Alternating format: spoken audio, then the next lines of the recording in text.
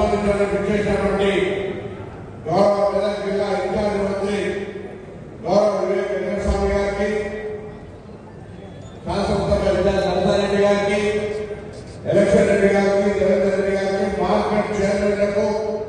Vice చైర్మన్లకు, market డైరెక్టర్లకు, party వివిధ హోదాలో ఉన్న నాయకులకు, పాత్రికేయులకు, మొత్తంగా నియోజకవర్గ కాంగ్రెస్ కుటుంబ సభ్యులందరికీ పేరు పేరున ఉదయపూర్వక నమస్కారాలు తెలియజేస్తా ఉన్నాను. ఈరోజు గజ్వేల్ గడ్డ మీద కాంగ్రెస్ పార్టీ సర్పంచ్గా గెలిచి తెలంగాణ ప్రజాపాలన ప్రభుత్వం రేవంత్ రెడ్డి గారి నాయకత్వంలో మనం తీసుకున్న అనేక కార్యక్రమాలు ప్రజల దాకా తీసుకెళ్లి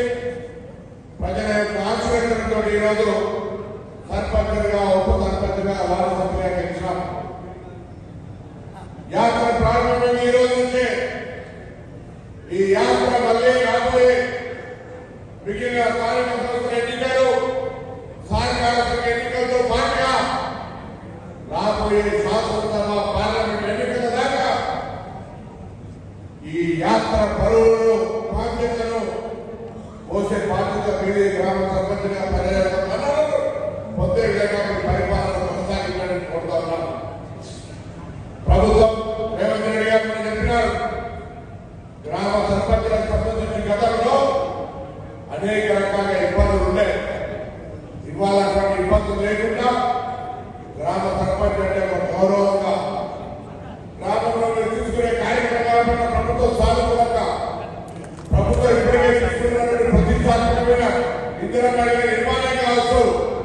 కొత్త రేషన్ కార్డు కావచ్చు, సొంత బియ్యం కావచ్చు, 200 యూనిట్ల ఉచిత విద్యుత్ కావచ్చు, మహిళలకు ఉచిత బస్సు కావచ్చు, వడ్డీ లేని రుణాలు కావచ్చు, రైతుల బోనస్ కావచ్చు, వంటదారుల కొనుగోలు కావచ్చు, ఈ విధంగా అనేక రకాల కార్యక్రమాలను సక్రమంగా ప్రజల దగ్గర చేర్చే బాధ్యత కూడా గ్రామ సర్పంచుల మీద,